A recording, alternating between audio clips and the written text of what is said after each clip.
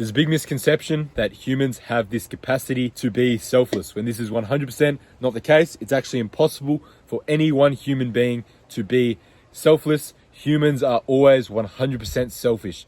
And this is an absolute fact, and I'm going to explain why. So like the example, people may say, oh, but like what if a mother sacrifices herself for her child?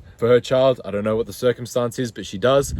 This is still the mother being selfish, because in her mind, she has this idea of responsibility and this internal attachment to her child that she knows on an unconscious, subconscious level, she would feel more pain, more dissatisfaction if she let the child die, if she didn't prevent the child's death, compared to if she sacrificed herself. So she's still acting in her own self-interest. The child's not making any of the decisions itself. I know many children who would probably sacrifice themselves for their own parents.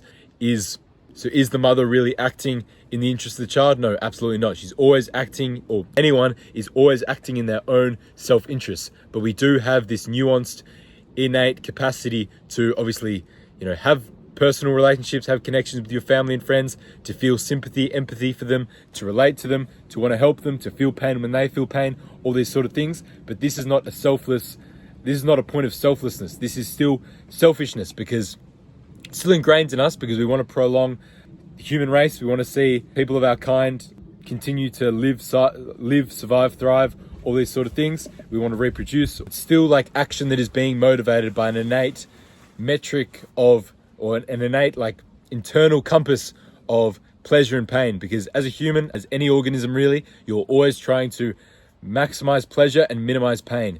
And looking after others, in many cases, is something that is going to bring you pleasure, seeing the ones you love do well, be happy, and it's also going to minimize pain. You don't want to see people you care about suffer, because that's something that's just ingrained into you innately. But that is not a thing of selflessness. It is still selfish, because at the end of the day, you're still looking after your feelings on the matter. You're still trying to relieve your own dissatisfaction and mitigate your own potential pains and maximize your potential pleasure. And why I say this, why it's important to know, you may be thinking like, oh, this is all pretty useless. You're just sort of labeling things with different words and it's all just it's the same thing with a different name, you may be thinking. But why this is important is because once you understand this, once you understand that you are always putting yourself first, you can let go of the man-made ideas you have in your head that are causing you to try to live up to be maybe a selfless person of virtue. Maybe it's religion, like these religious ideas in your head that are basically leading you to make yourself weak, to put yourself at risk, because you're acting without any correct intention for yourself, because we're given all the correct intention to look after ourselves, our family, our loved ones, all these things. But when you add in like an additional idea to be religiously selfless, and that's how you're going to get like this satisfaction, this validation, because what this idea is in your head is like a superficial validation loop, I'll call it. When you have this idea that maybe like selfless people, religiously virtuous people are more accepted and validated and loved and appreciated by society, regardless if you're actually receiving that validation from society. In actual fact, that's a different story, but you're imagining that you're receiving that validation. You're getting like this imaginary satisfaction, and it's literally these imaginary ideas that are holding you to real world action, which is not what you want.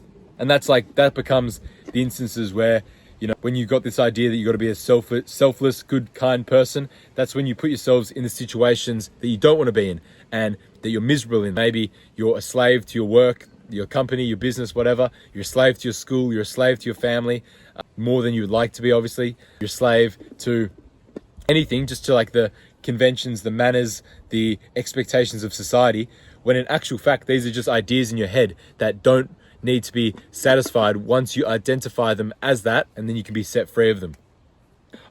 It's a fact that when you let these things limit your mind and like you have all these superficial expectations and validation circuits that you hold yourself to that motivate your action, you are going to be weak and you're not going to be acting of your own intention and how you truly want to act. And like that, as a fact, will never lead you down the path of true fulfillment, because you internally, you have this ingrained, inbuilt compass of, as I said, maximizing pleasure, minimizing pain. But when that's clouded with all these incorrect ideas and like these superficial ideas and like mental, like these circuits of validation that will give you mental pleasure or mental pain, that's going to draw you away from the things, or from doing the things that will make you innately fulfilled. So that might be looking after your family, maybe like reproducing, having kids, any of these things, because you have this ingrained brainwashing in your mind that is telling you to use your efforts elsewhere. I'll think of an example. An example is maybe just in religion, the religious idea of like waiting until marriage, is absolutely counterproductive for the just general fulfillment of humanity. There may be, I could say, there are instances where having like that religious belief could be good. Maybe in a promiscuous society, it's going to protect you and maximize the fulfillment of the eventual relationship you do have.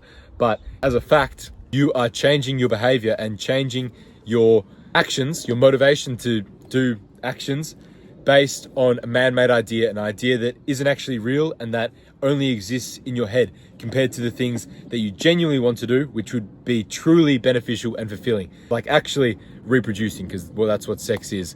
It's the act of reproduction.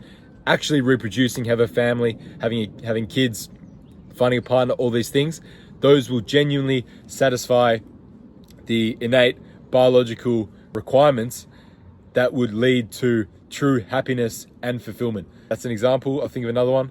Another example, but this is like more surface level, is how parents hold a lot of their kids to this standard of pursuing a certain profession, and that is like their own validation circuit they have in their head of a doctor being a more noble profession and like a better way to live life compared to being a garbage disposal man, something like that. And then that's an instance where that man-made idea gets in the way of you acting how you want to act, because you maybe on a deep, innate soul level, you have the wish to be that garbage disposal man, and that's your calling, that, or on an internal level, you have the idea that that will bring you maximal pleasure and minimize pain. But because of like this irrational idea, because of society, that your parents have, or that maybe you have, you think that you have to pursue the thing that you also know will put you in a situation of pain, because in your mind, you have this idea that if you don't do this uncomfortable thing, maybe becoming the doctor, then you're going to experience more pain. But this is purely mental. And when you understand that it's mental,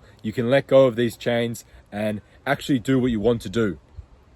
Because that's what you should do as a human. You should always do what you want to do, considering all factors involved.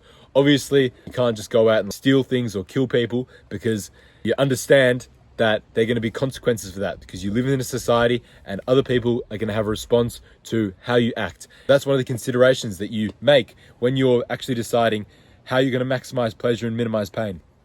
But yeah, at the end of the day, that's all you're ever doing. Realize that, get rid of the fake man-made ideas that are holding you back and causing you to act how you don't want to act, like how you internally on a deep innate level know that's how you don't want to act, but you've got these false ideas in your head. So get rid of those, and it's going to bring you one step closer, or like maybe it'll just bring you all the way to like literally living a life that's 10 times better than the one you're living now.